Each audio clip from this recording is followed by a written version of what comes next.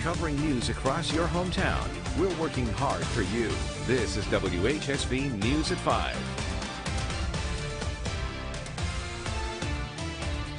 Good evening, and thank you for joining us. I'm Chelsea Church. And I'm Caleb Peak. We're glad you're with us. Today is a First Alert Weather Day, so we're going to go straight to Chief Meteorologist Aubrey Urbanowicz in the First Alert Weather Center. Aubrey, it's been a bit more than breezy today in the valley, even more so for folks in the Mountain State. Yeah, and unfortunately, we have had those power outages because of the high winds. I know so many in West Virginia, you probably had more of a sleepless night last night because the winds were just relentless.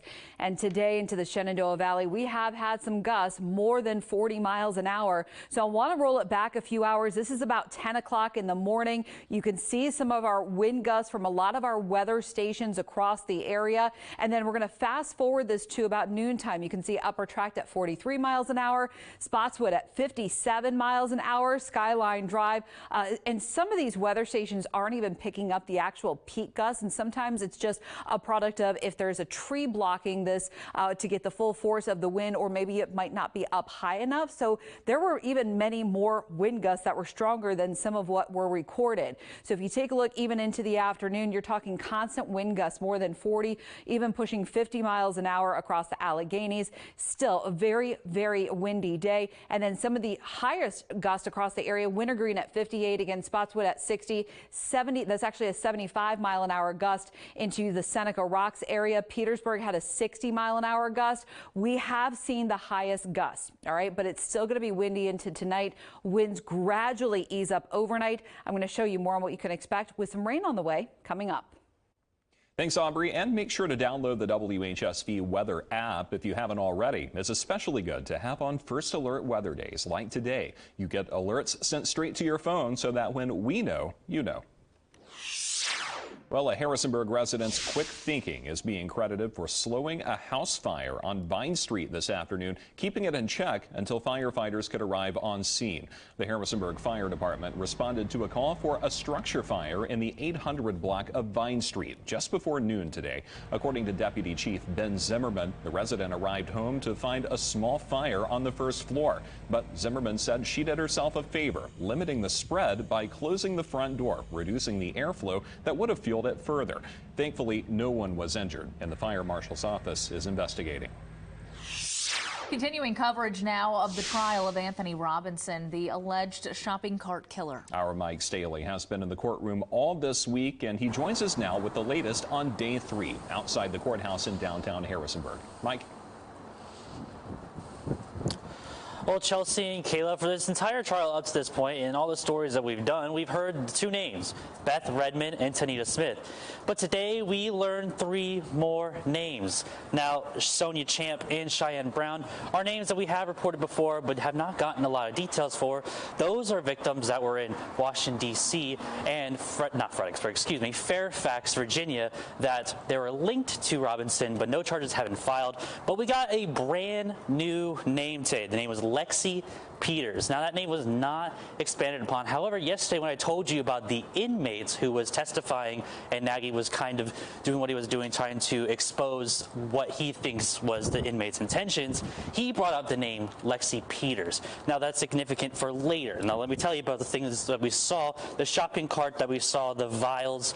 We saw the original shopping cart again, and we got testimony about, how this shopping cart may not be the real thing. We got video evidence of, the people that work at Howard Johnson using shopping carts that look the exact same. But, and I told you this yesterday, DNA testing made it inconclusive on who was using the shopping cart that HPD had found.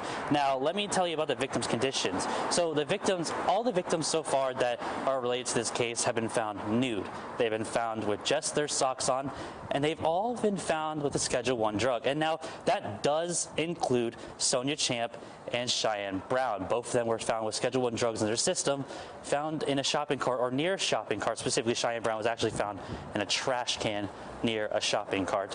All the victims have similar motives, and today I'll tell you this a little bit more at 6. Today we got to hear from investigators from all over Virginia about those cases, and I'll bring you more about those details at 6 p.m.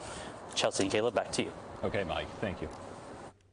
It's the second day, meanwhile, in the trial of the man accused of shooting and killing someone at the Howard Johnson in Stanton. Jurors today hearing from more witnesses as the prosecution attempts to diminish any claim of self-defense. Our Olivia Whitehouse has been following this case for us. She joins us live outside the courthouse in Stanton. Olivia. Chelsea and Caleb, it was a nearly 8-hour day here at Stanton Circuit Court for day 2 of the Rodney Dwayne Phillips trial. Today, the Commonwealth called multiple people to the stand to testify, some familiar faces who testified yesterday. We heard first from the neighbor who allegedly let Phillips borrow the firearm and how police found it on her back porch, where he allegedly put it after the incident at the Howard Johnson.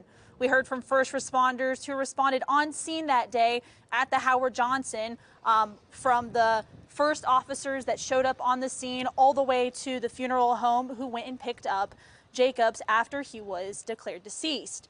A common question that was asked from the Commonwealth to the responders was, did you see any knives? Phillips' defense claims the 2 men he had a physical altercation with in that hotel room, one of the men being the victim, Jonathan Jacobs, pulled out knives. One person who took the stand said that they found 3 in that 4th floor hotel room. New physical evidence was brought into the courtroom, including the gun that was recovered. I stepped out of the courtroom at around 4:20, and at that time they were still hearing testimony. But I have heard since that they are done for the day and will be back in court tomorrow at 9 a.m. Chelsea and Caleb. All right, Olivia, thank you. Now your First Alert traffic update, sponsored by Rockingham Insurance. Wherever you are, we're here. Let's take a look at I-81 on this Wednesday. This is the view from the VDOT camera at mile marker 235 in Weir's Cave. So far, so good out there. Not seeing any accidents or delays to report. Right now, the town of Luray is asking its residents to conserve water. The town has been searching for a, quote, significant water loss in its system since Monday and think it's because of a broken water line caused by the recent cold temperatures. As the town continues its search, it's asking residents to limit the number and the length of showers, hold off on washing vehicles, only wash full loads of laundry and dishes, don't leave faucets running, and fix leaky faucets or toilets. When the news continues, we investigate a teaching method accused of impacting children's ability to read for decades. If you have something that has research that shows that it is harmful, not only just not beneficial, but harmful to children, it should be banned. What parents and experts are calling to change. This is WHSV News at 5 with Chelsea Church, Caleb Peak, and Aubrey Urbanowitz with your First Alert forecast. WHSV, working hard for you.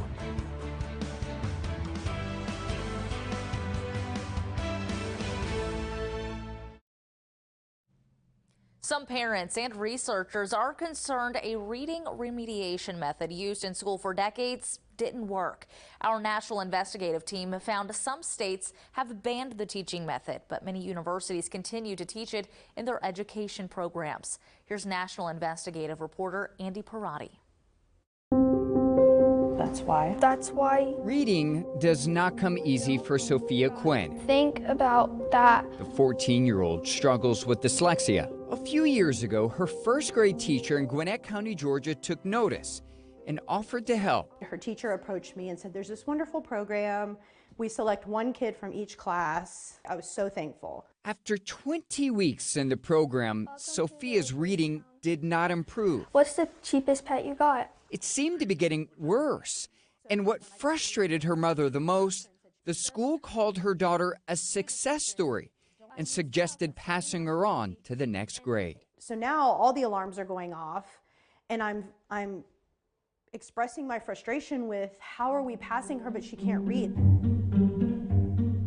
Sophia was enrolled in a program called Reading Recovery. It's one-on-one instruction for the lowest performing students in first grade struggling to read. Once hailed as one of the most effective intervention models used by school districts across the country for decades, Investigate TV uncovered evidence that it could be harmful to children. Can't read it. Just do your best. I can't. I don't know any of these words. This is Matthew Purcell. He was in the same reading program as Sophia. Whenever I do my best. A few months into it, his mother, Missy, noticed something strange. She says while Matthew was reading at home, she saw him guessing words using pictures on the page, not sounding the words out. Most of the time when he was reading, he was looking at the words and then the pictures. Words, pictures, words, pictures. So he was reading pictures. He was being cued by the pictures. What Missy is talking about is a reading method called 3 cueing. It's a theory where kids are encouraged to only sample the letters and the words in the text, relying mostly on prediction and context for comprehension. For example, a child may be shown a page with this picture and text. If the child can't read the word sad, they're often asked to look at the dog and ask themselves if the word they're thinking makes sense. Does it sound right? Does it look right? Some experts believe cueing doesn't put enough emphasis on phonics, sounding out words. The findings were not in the direction that Reading Recovery expected. Henry May is a professor at the University of Delaware. Reading Recovery asked him to conduct the largest study of its program ever, tracking thousands of students in multiple states over 13 years. Last year, he published his results, showing the short-term impact of students largely positive. But then, it wasn't until we looked at the kids' outcomes years later, when they reached 3rd and 4th grade, that we saw that the results had completely flipped. There was a negative impact of Reading Recovery. Well, at least 19 states have banned 3 cueing or walked away from Reading Recovery over the past few years. Investigate TV uncovered Georgia State University and other universities continue to teach it. If you have something that has research that shows that it is harmful, not only just not beneficial, but harmful to children, it should be banned. Dr. Caitlin Dooley is the chair of the university's Department of Early Childhood and Elementary Education. It's been around for a long time. It has a strong scientific background, and so we are offering it when it's in demand. And there are still districts that are requesting that we provide that training, and we believe that it works. The Reading Recovery Council of North America, which develops the curriculum, and Dr. Dooley both tell us they consider Professor May's study flawed, pointing out that 75% of its original participants dropped out.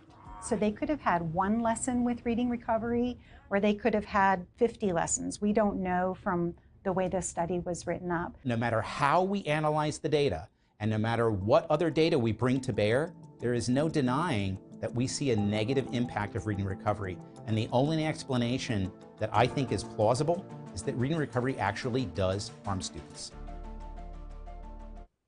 The National Council on Teacher Quality published a report giving a failing grade to 191 college programs for future teachers in 44 states. Part of the reason for the grade, teaching the 3 cueing method you just heard about.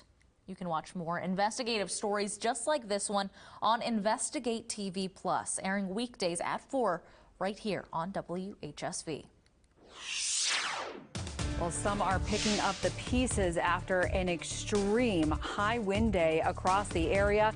The winds will be subsiding overnight tonight. It'll take a little time, but outside of the wind, temperatures were actually very nice today, well into the mid to even upper 50s across the Shenandoah Valley. You're watching WHSV. We stream newscasts live on the WHSV app.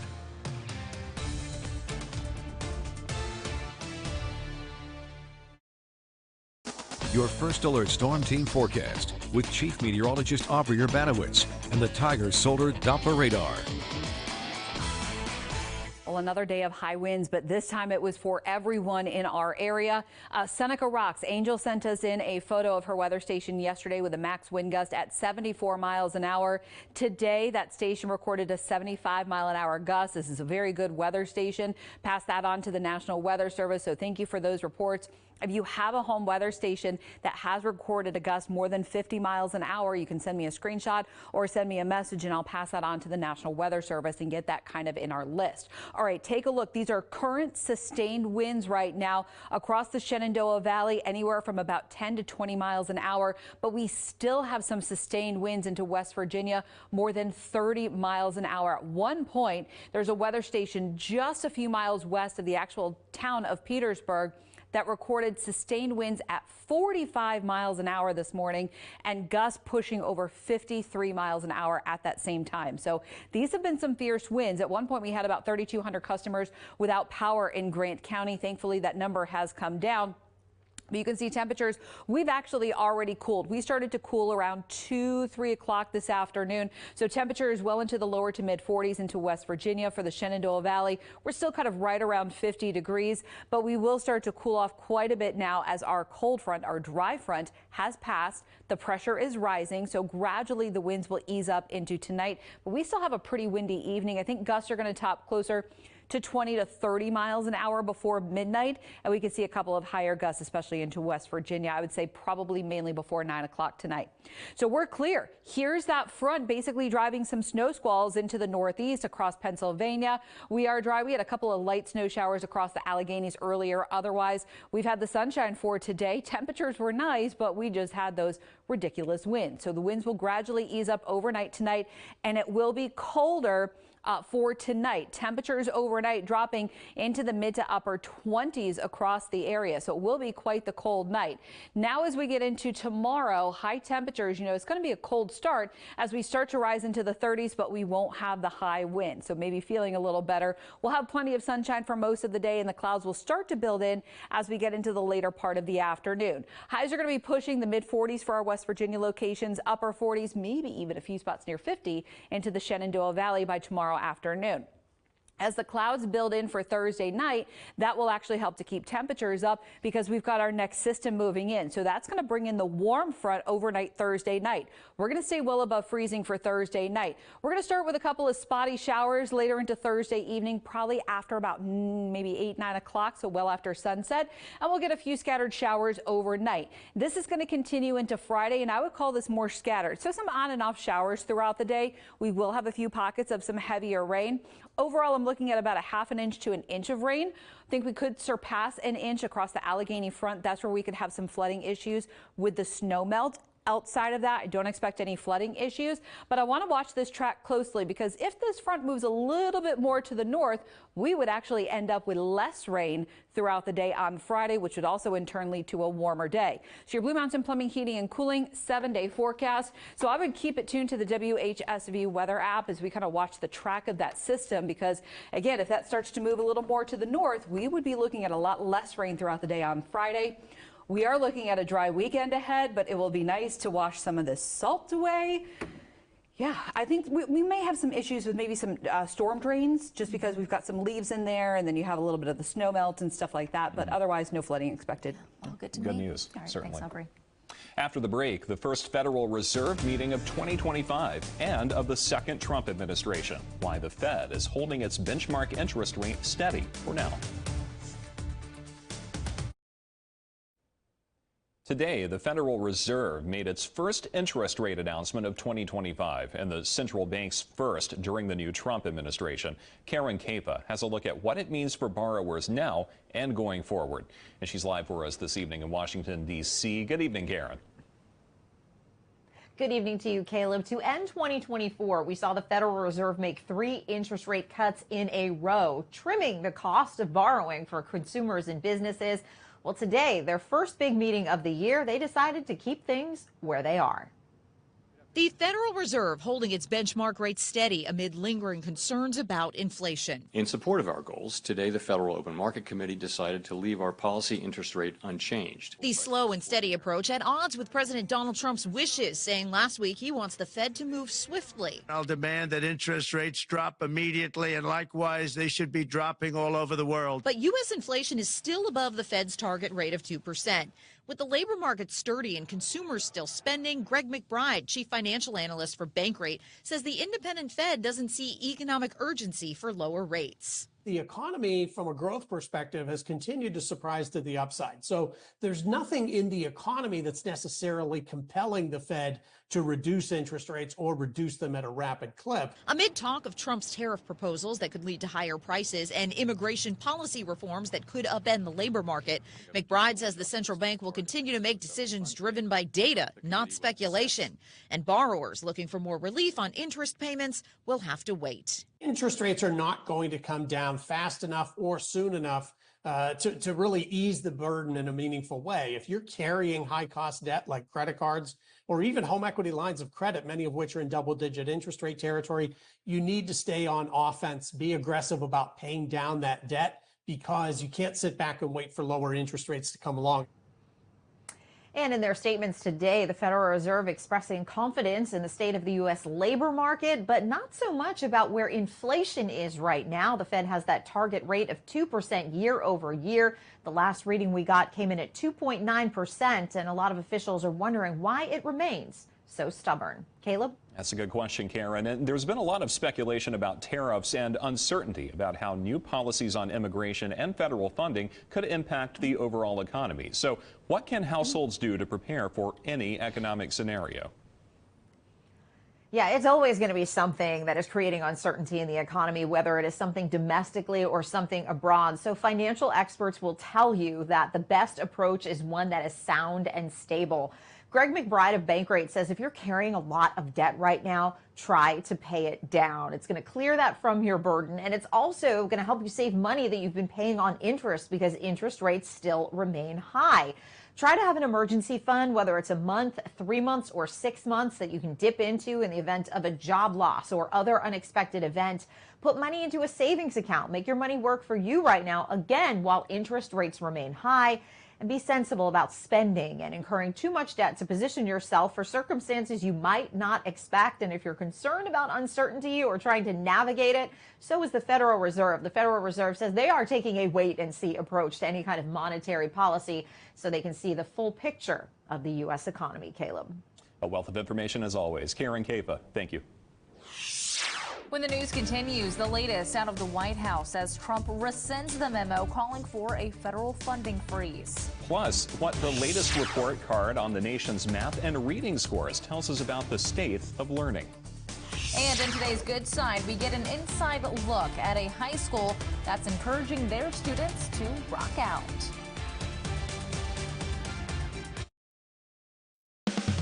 WHSV News at 5 continues now with your first alert forecast. All right, I don't know about you guys, but I know my heating bill this month, I mean, it was actually from last month, is already breaking my wallet. I'm not sure I want to see January. So far, we are at 7 degrees below average still. We've had the coldest low at -1 since 2018. Oh, this graphic did not update. I just updated this. All right, so our snow cover was actually 22 days, and that's still the longest. We surpassed 2015 by 1 day. It's the longest since 2010. We were at 70%. I swear I just updated this. 70% of the month has been below average. Coldest high since 2018. That's still the same at 18 degrees. Right now, we're actually on par for the 10th coldest January on record. We may end up around 11, 12 with the remaining days of the month, but it's still going to be the coldest month since February 2015. I don't think we'll break that for this month. So certainly it has been basically the coldest month in about a decade. I did tweet out just the most recent updated information. I'll put that out on my Facebook page too, and I'll show you more on what we can expect as we head to your weekend that's coming up. Now your first alert traffic update, sponsored by Rockingham Insurance. Wherever you are, we're here. Let's check back in on Interstate 81 on this Wednesday evening. This is the view from the VDOT camera at mile marker 269 in Quicksburg. Lots of people out on the roads this evening, but no accidents or delays to report. A tumultuous 48 hours for the White House. ABC News obtaining a memo rescinding yesterday's memo that called for a sweeping pause to potentially trillions of dollars in loans, grants, and financial assistance. Nearly 24 states have filed a lawsuit to stop the pause in funding from happening. This as President Trump signs the first bill in his second term and issues new executive orders. ABC's Rena Roy has the latest. Confusion and whiplash coming from the White House. ABC News obtaining a new memo from the Office of Management and Budget today, rescinding yesterday's memo directing a federal funding freeze. The White House adamant they're still moving forward with the freeze, saying this just hours earlier. This is a temporary pause on federal funding to ensure that tax dollars are not funding things that this president has signed out of law. So the Green New Deal, DEI, etc. As I said repeatedly yesterday, and I would like to double down on the fact that Social Security, Medicare, Medicaid, which I'd like to be clear on that today, welfare benefits, individual assistance, food stamps, etc. will not be impacted. Yesterday, a judge temporarily blocked the freeze and more than 22 states sued the administration. The funding freeze setting off widespread panic throughout massive federal programs like Medicaid and Meals on Wheels, vital to many Americans. On Wednesday, Trump also signing new executive orders, including one to help combat anti-Semitism across the country. Two others on education, cutting federal funding to K-12 schools that teach, quote, radical gender ideology and critical race theory. The other directs the Attorney General to pursue actions against school officials and teachers who, quote, sexually exploit minors or practice medicine without a license through social transition practices. Trump also signing the Laken Riley Act into law, the first of his second administration. The legislation requires the detention of undocumented immigrants who have been charged with crimes and allows state attorneys to sue federal officials if an illegal immigrant commits a crime that harms the state or any of its residents. This is a very important law. This is something that has brought Democrats and Republicans together. That's not easy to do. The law named after 22-year-old Laken Riley, who was killed by an undocumented immigrant last year. The Trump administration has also offered buyouts to more than 2 million federal employees, saying they can resign with pay through September or risk being fired. Rena Roy, ABC News, New York.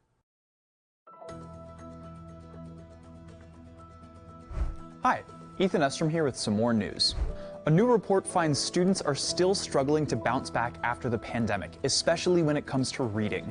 The 2024 National Assessment of Educational Progress, also known as the nation's report card, looks at how 4th and 8th graders nationwide are doing in math and reading. Average reading scores have declined at both grade levels compared to the last report in 2022. And this continues a slide in reading achievement that started before the pandemic. As for math, average scores increased for 4th graders since 2022, but there was no significant change for 8th graders. The report also found absenteeism has declined since the last assessment. Frontier Airlines took another shot at joining forces with Spirit Airlines. In a statement today, Frontier officials say a merger would allow Spirit to escape from bankruptcy. Spirit, however, isn't interested and rejected the offer, saying it was too low. Back in 2022, Spirit and Frontier had planned to merge, but the deal died after JetBlue came in with a bigger offer for Spirit. But then that merger was blocked by a federal judge.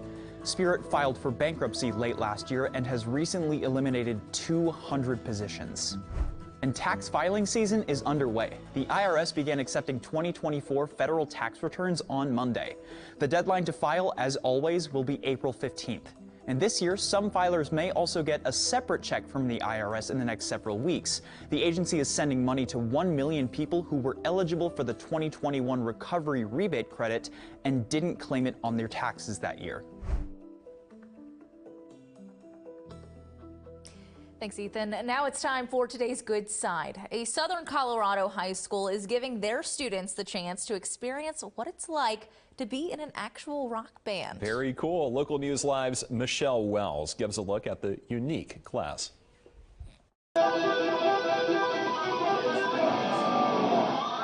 I like just the chance to get to go crazy like a rock star on stage and just really lean into the rock and roll persona of it. Craig Allen is a lead vocalist for the County High Rock Band. He tells me he doesn't know of another high school, especially not in Colorado, which gives students the opportunity to learn what it's like to be in a rock band.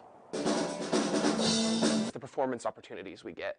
Not many other classes in schools throughout Colorado get to go to an actual concert venue and perform with fog machines and lights and a crowd that is doing like the concert thing of being in a pit at your feet, screaming and having a good time. There are 2 rock band classes at County High, and about 7 to 8 students are in those classes. Sarah Paul is also a lead singer. It It's so exciting and it's super fun. Everybody's screaming for you. She says not only is playing in the band enjoyable, it gives them an opportunity to try out a career they could do after high school. It just gives me so much like stage experience and experience like singing and being in front of crowds, and like you do have to put on a persona before you go on stage, and so it's kind of like super similar to being on stage in like a musical or something.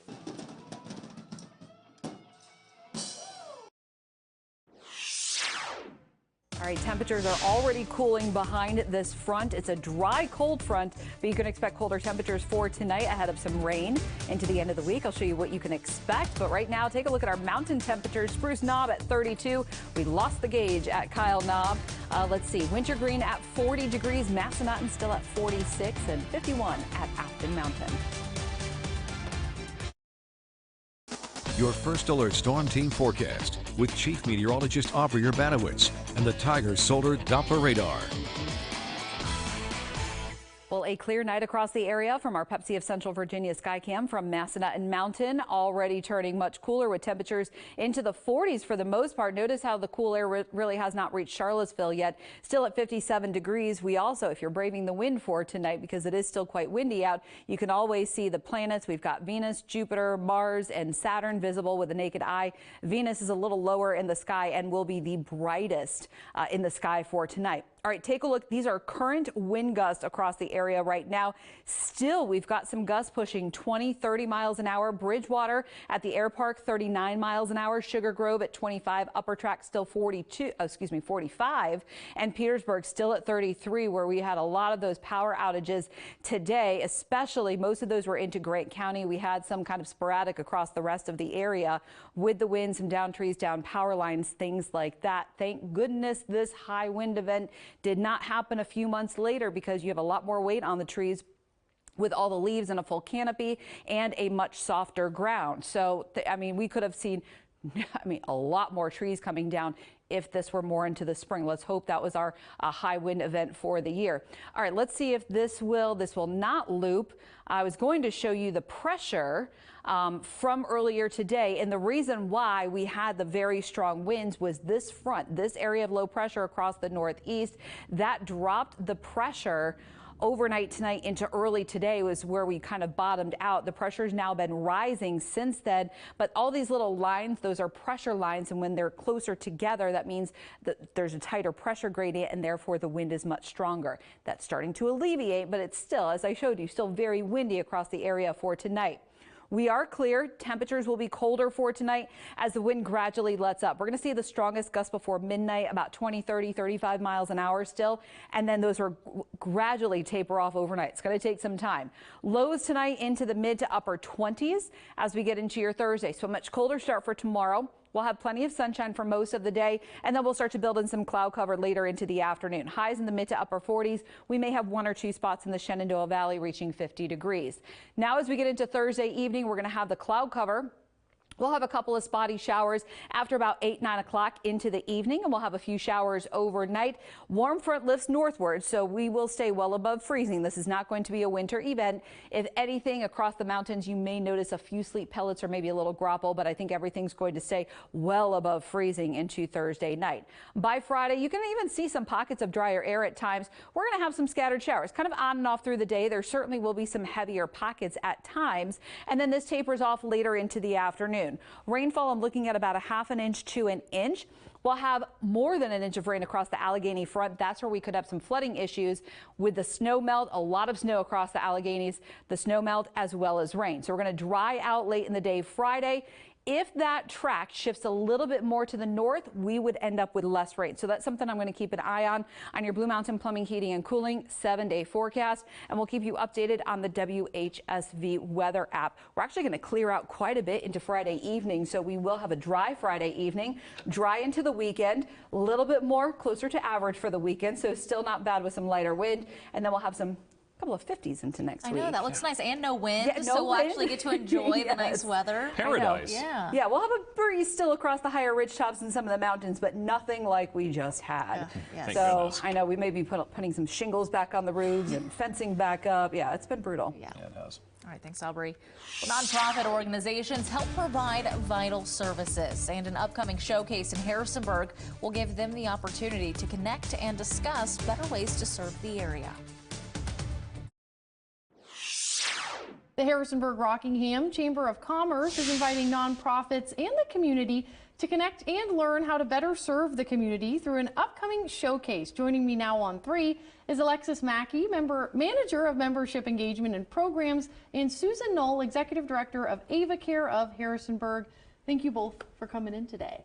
Thank you for having us. All right. So the nonprofit showcase by the Harrisonburg-Rockingham Chamber of Commerce has been going on for a few years now, Alexis. But first, talk to me about how events like this, provide that opportunity for the nonprofits and the community to engage and connect. Yeah, of course. So this is an exhibitor style event. We invite nonprofit members to come in, showcase their mission, and kind of explain how people can get involved and partner with them individually. We are a very nonprofit heavy area.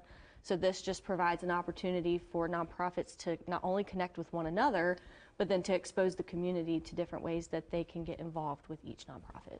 And you are right, it is a very nonprofit heavy area. And Susan, you're the Executive Director of AvaCare of Harrisonburg, a medical nonprofit. You all provide different services like pregnancy testing, sexual health testing, and services and treatment. So what can you tell me about your involvement in the Chamber in these events and how they really do benefit you guys?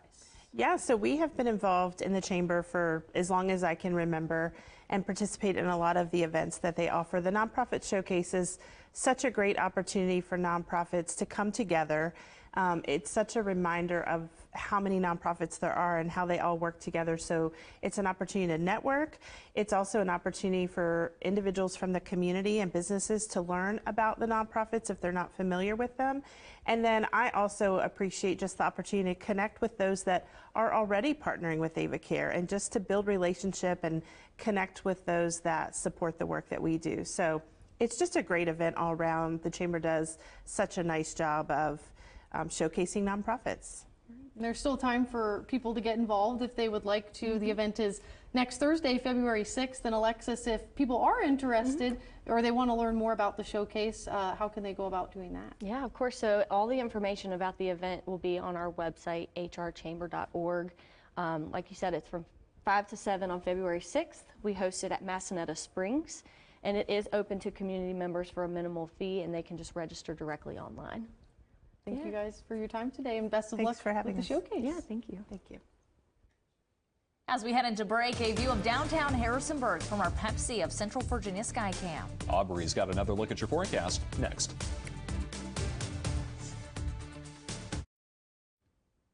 All right, everything gets a good washing on Friday because finally some rain to wash all the salt off the road. We've got work to do for this week, and so overall a ½ inch to an inch of rain, which is also very good for our drought because liquid-wise, I think we're only at about 1.45 inches for the month. That will taper off late in the day on Friday. We're dry for Friday evening, and for the weekend, if you haven't already done so, taking advantage of the rise in temperatures, good weekend to maybe take down those Christmas decorations. Just saying, we're getting into February now. I think it's time, guys. We got some work to do for this weekend. Yeah, you're adding stuff to my to-do list. I know. Let's get a move on. Spring cleaning, let's add it. Thanks, Aubrey. The Medical Minute's up next.